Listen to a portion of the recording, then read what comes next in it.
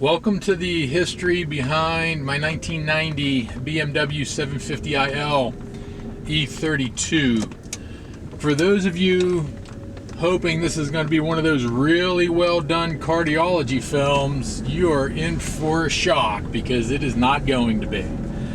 This video is, however, going to give you a little bit of history behind this car, which has been a great car for us for 6 years. We're the second owner. Actually, it came from the Delaware area, and it was owned by a lady and her husband that owned a marina up that way. They had multiple cars, so this one was rarely driven.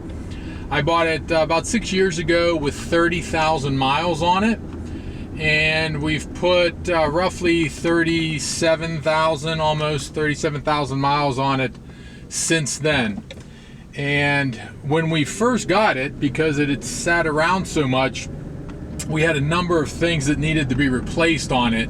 As you can imagine, anything rubber, right? So we had to replace all of that. So we did a lot of work in the engine and the tires, of course, brakes the whole way around. In the engine, we replaced the injectors, we replaced the plugs, caps, rotors, wires. We replaced the amp for the stereo. We had to have the headliner recovered. We replaced the brake accumulator, the master cylinder. We replaced the shocks, put heavy-duty Bilsteins the whole way around. So for those of you who are true aficionados and you want to throw stones at me because I bypassed the LAD system, I get it. But we were trying to save some money in the beginning, and I fully intended on getting to the LAD eventually and putting it back to original specs, but we put the money into the engine instead. And it's been great because many of the parts have been replaced.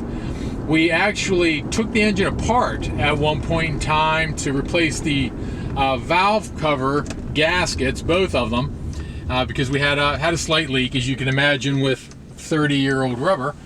So we took it apart, and then we reconditioned a lot of what was going on in the engine. You'll be able to see it in the pictures. The covers for the valves have been redone. They look great, I think, in the pictures. But other than that, I mean, the interior, as you can tell from the pictures, is just beautiful. Very few things wrong with it. There's only a little cut on the driver's seat, and outside, a couple of very minor things, a few dings and some paint chips, which are also outlined by pictures on BAT's site. You can see them. My son and I, we were holding a pencil out to draw particular attention to them, and I took paint meter readings the whole way around. There was an accident that more than likely will show up on the Carfax, but just in case it doesn't, I want you to know about it. It was to the left front. A young lady in a Mercedes tried to pass us and cut over when we were on a one-lane street, and I was getting ready to make a left-hand turn. The estimate is also included with the work that was done, so you'll see that in the BAT pages as well. We went to a local shop with whom we have a long-standing relationship. My wife handles insurance claims, so we know their work is spectacular, and they did a great job. So those of you who are really good at looking at things in pictures, I doubt you'll notice any difference between the left side and the right side. The work was minor. It wasn't anything major, but they did a very nice job on it. And so we're going to take it out on the highway here. I want you to see the engine hardly working at all once we get up here. I've taken it on multiple long trips. It is the consummate long trip car. So I drove my one son, we have multiple kids, and I drove one son back to college, and I drove back the same day. That's when he was going to school in North Carolina. And so from where we're at in Maryland, that's about a 6-hour trip one way. And I did it down and back same day. The car was great, got out, felt refreshed, not at all like I drove 12 hours. Also drove to Barboursville, West Virginia, which is roughly the same length of a trip, right around that 12 to 13 hours. I did that down and back same day as well. I've taken it to Louisville, Kentucky, which was a little bit longer, like a 14, 15 hour trip. Drove down one day, drove back the next. Car did great. It's really good on the highway, And usually I put the cruise control on 70, which I'm about to do, and she'll stick right around 2,000 RPMs. Now, if you're looking for a car for great gas mileage, this is not it. As you can well imagine, the V12, not great in the gas mileage arena, but it'll get right around 23 on the highway, which is not terrible for a car that weighs this much with the V12. It has no problems at all with, you know, the winding roads on Route 64 in West Virginia or any of the mountains around us in this area. The engine pool is really, really strong. Transmission's original. Everything's great there. We've never had any problems with it. As we had this car for a few years, we ended up getting a gentleman reaching out to us, and he was asking us if it could be in a video. And I'm like, well, what kind of video are you trying to do?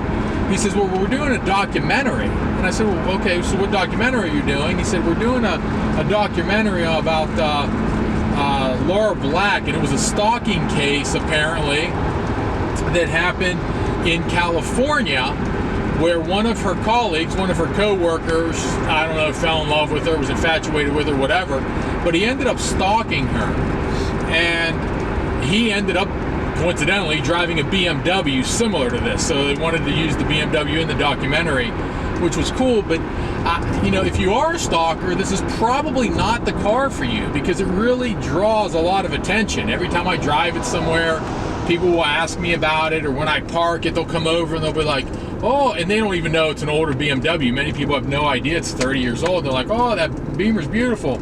And then I'll tell them it's a V12, and of course, everybody wants to see the V12 and bask in its glow, because you don't see that many V12s. So then I'll pop the hood, and then pretty soon, you know, 5-minute conversation becomes 30 minutes. So I know that whenever I go somewhere, I have to allow extra time for the conversations that are automatically going to happen. It's been a great, great car, as I've said. We've put about 37,000 miles on it in our ownership. And when you look through all of the different records on BAT, you'll see we've replaced pretty much everything. A couple things I want the new owner to be aware of. I think you're going to have to replace the tires. When we did the valve cover gaskets, because I've got a full-time job during the day, my mechanic and he would come to my house and we did it there.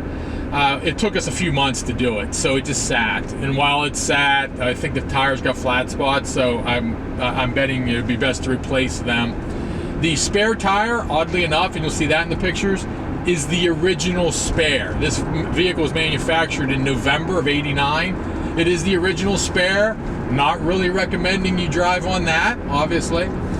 And it has a slight leak, and I know you're probably saying, oh, V12 with a leak, not a shocker, but we replaced the valve cover gaskets, we replaced the lower pan gasket, we did not replace the upper pan gasket, and I'm thinking that's where the leak is probably coming from, but it's a very slight leak. It's not a huge amount of oil, nothing that really registers, as we regularly check the dipstick.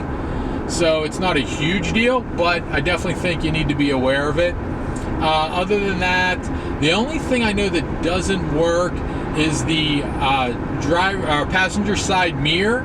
When I put it in reverse, and it's kind of weird, it'll intermittently work, which means when I go into reverse, the mirror drops down, so you can see what's low on the car on the right-hand side, or see the lines when you're backing into a space. And it doesn't work all the time. It's just here and there. So I'm not quite sure what that is. And the radio, you probably have to do some speaker work. It works. I'm about to turn it on, but it'll be a little staticky. I don't know if you can pick up on this. It comes in and it plays. All channels work. The CD player, which is mounted in the trunk, works just fine. But there's a little bit of static until you get the volume button turned to the exact spot where it doesn't do that anymore.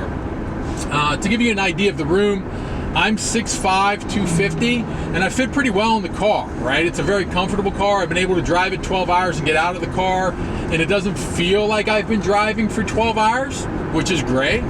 I feel refreshed because it is so comfortable. The power seats in the back work just fine. Front seats work. My wife loves the heated seat option, which works really well for her. I particularly hate it because I'm big enough that I create my own heat source, but that all works just fine.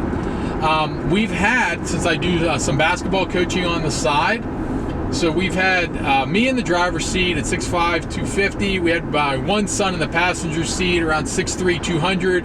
And we had 3 guys in the back, 6'8", 6'5", and 6'8". And everybody had plenty of room and nobody complained about it, and the ride was great, right? So that was pretty nice. The trunk, I never actually measured it, but I would imagine you could probably put 12 adult bodies in the trunk. There's a huge amount of space back there. And I think you'll see through the pictures that the car, it's like it's a time capsule, right? It's really crazy good shape for a 30-year-old vehicle, and one that's been driven at that. When I bought it, I didn't want it to be a collector's item. I didn't want to put it in some type of a car collection. I bought it because I wanted a big sedan. I loved the look of the old BMWs. Nothing against any of you that own newer BMWs, but this particular style is one of my all-time favorites because the lines are just fabulous. They're parallel to the ground. The car looks like it's just cruising along. Love the V12. It's pretty easy to work on. It just had so many aspects to it that I'm like, that's the car I definitely want to drive. But then I put about 40,000 miles a year on a car. And we had 7 cars at the time. We're down to 6 now. And so I realized, you know what? This is not a car I'm going to put 40,000 miles a year on, but it is a car I'm going to take on my longer highway trips because it is so comfortable and does really well on the highway. And that's, of course, when you can maximize its gas mileage. It does pretty well. We've run premium in it the whole time, so 92 octane in this particular area. And for those of you who are curious, I don't know, if this car would end up on the West Coast, I don't know anything about the California smog test because I'm not a dealer, I'm just a private individual. But we do have a Maryland emissions test every year, and this always passes the emissions test with no problem. So if you want to look up, what the emissions test in Maryland involves versus what it would be in California, that would probably give you a pretty good idea of whether or not it would pass out there. And that's pretty much it. I hope you've enjoyed the video. I hope you like what you've heard. If any of you have any questions about what's going on, please feel free to hit the contact seller button and I'll respond to you as soon as I'm able.